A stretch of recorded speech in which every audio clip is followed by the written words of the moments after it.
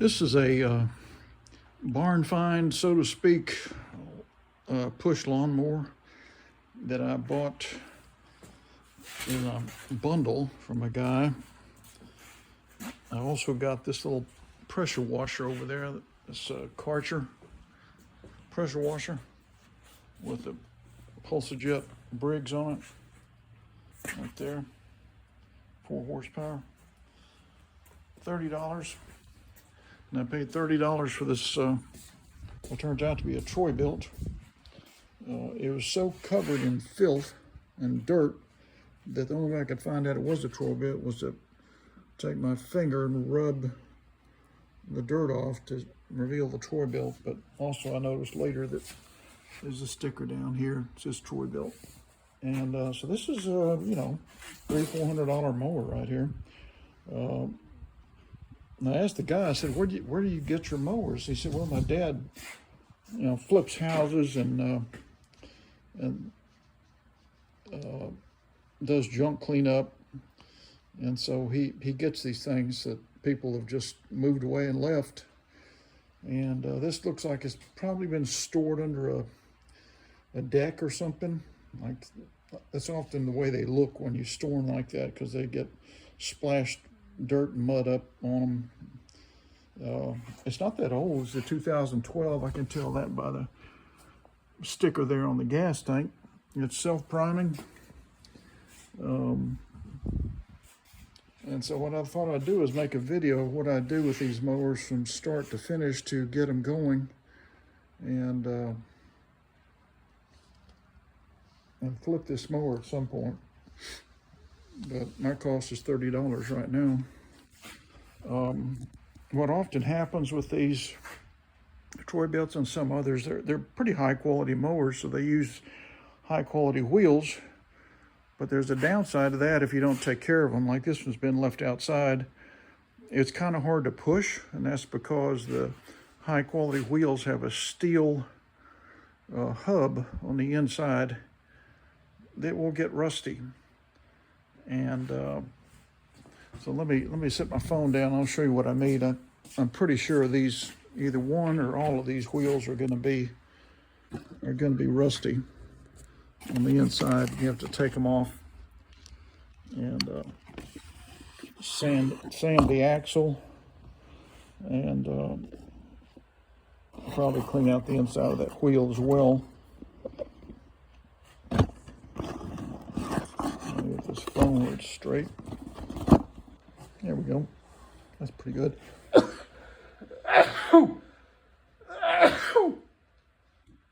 what happens when I work with all these dusty mowers, because I have allergies.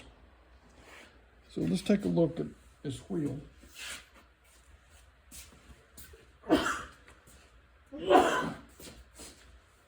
see if it is rusty or frozen. And if it's bad, the wheel won't even come off. And you gotta pound it.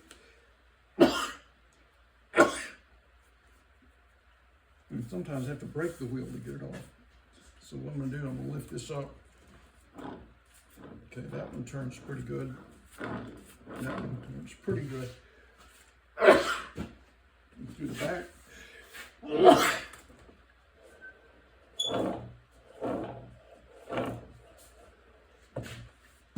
They all roll, but they don't roll real smooth.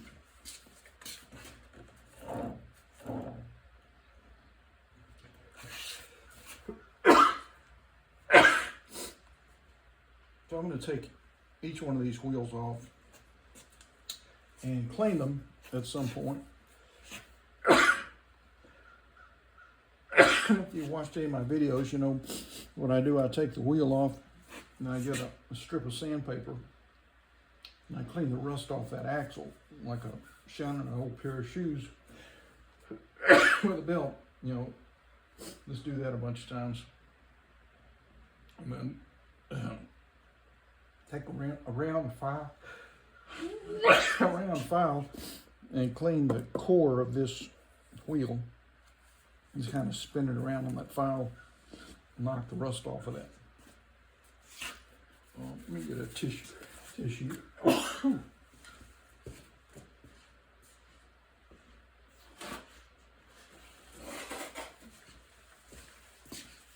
There's so much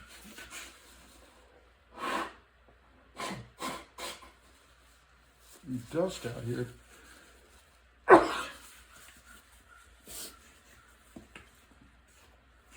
And there's so much dirt on this mower. I couldn't even get the socket on these screws because there's so much dirt around the base of them. I'll get the wire brush and the screwdriver and try to clean around them. See if I can get it on there now. See, that one comes out.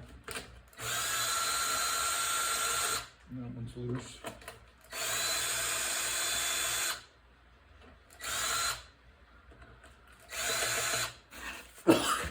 Go ahead and get my little magnet here and get these out. Well, these are the sharp point screws holding down this vanity cover. Most of it I see are, well, the blunt types. I see these every now and then. They're out. I'm going to take this off slowly in case there's a mouse nest under here or a wasp nest, all kinds of things you'll find under these things. All right, that looks pretty safe. Check under here now. Okay, this old spider webs, cobwebs, whatever. Now this thing has been left out doors enough, either out in the backyard or in the barn or oh, hang on a second.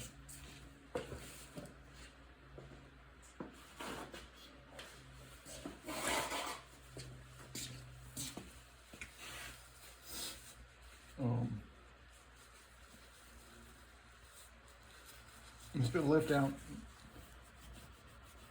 outdoors to really neglected to look this bad with this much dirt on it everywhere. But mowers are designed to function in dirty environments, so it may be okay to just crank it up if I can get it cranked up and run it this way, but I want to try to clean it up a little bit. So I've got the cover off, and let's check the oil level on this mower. Make sure it's got some. I tilted it back to look underneath, and the blade is there. It does not look damaged. It does not look bent. And maybe you can see that. It's got a lot of string and twine around it, like it often does, because people won't check that. And that's all got to come off because it'll wear out your main seal. This oil dipstick appears to not be installed properly because it's supposed to clip to that metal right there, and it's outside of both of those clips. Maybe that it doesn't fit right at the base. Well, that's the most important. You want it to seal. So let me hit the base of it with a toothbrush and knock the dirt off, because I'm going to try and install this the right way. But if it doesn't seal at the bottom, I may just leave it in this position. Man, there's a bunch of dirt on this thing. All right, I'm going to try and pull this up now, because all that's holding it on is the little gasket at the bottom. I'm going to wiggle this and see if I can get it to come up.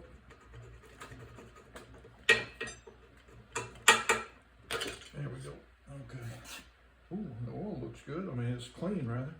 I'll have to check the level. So you see these little clips here? That's a slot that the metal on that housing slides into. So seals at the bottom, but also clips here at the top. So let me see if I can get that in there. Not really lined up very good. Okay, there we go. And it's sealed pretty well down at the bottom. See it, the tiniest little gap. I think that'll be okay. Is it in there? It's definitely installed on this side well.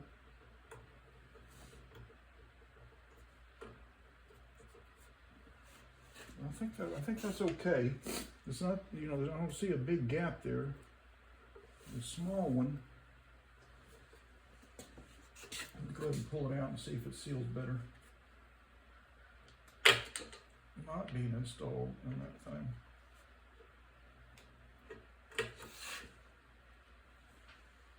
That's even worse. That's interesting.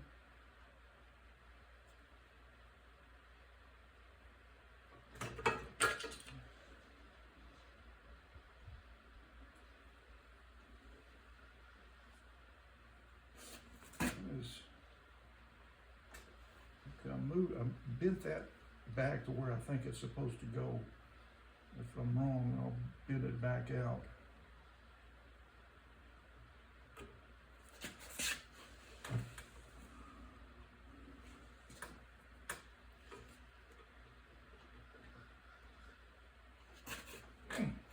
Let's see.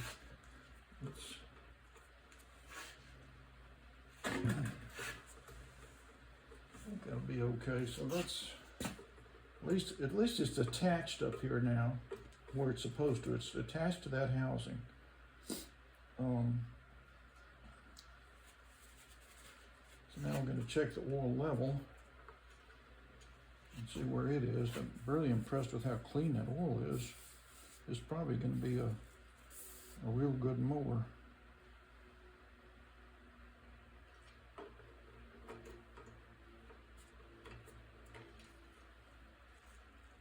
Ooh, there's not much oil in there. Huh.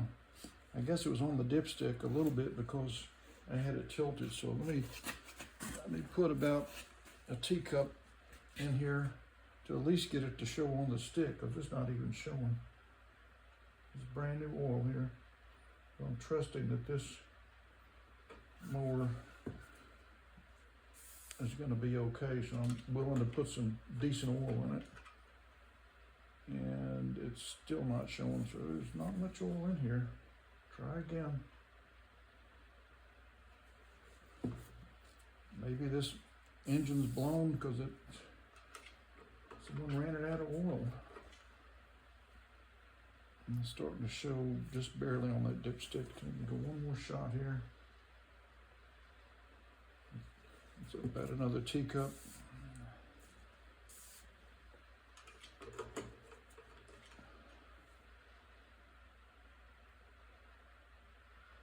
Just a little bit showing. I'm going to go again, another teacup.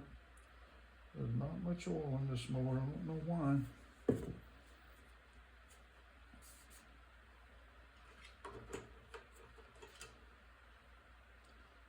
Okay, it's showing now at pretty much the lowest level.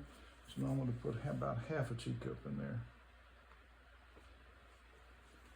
May have been a full teacup. I don't know. Let's take.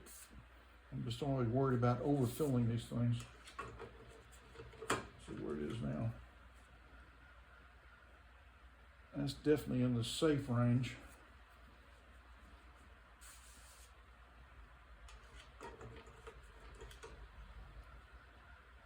Go another half cup. That ought to do it right there. That ought to get it to where it's at a really good level. That's almost perfect. Maybe a tad short, but not much, so let's go with that.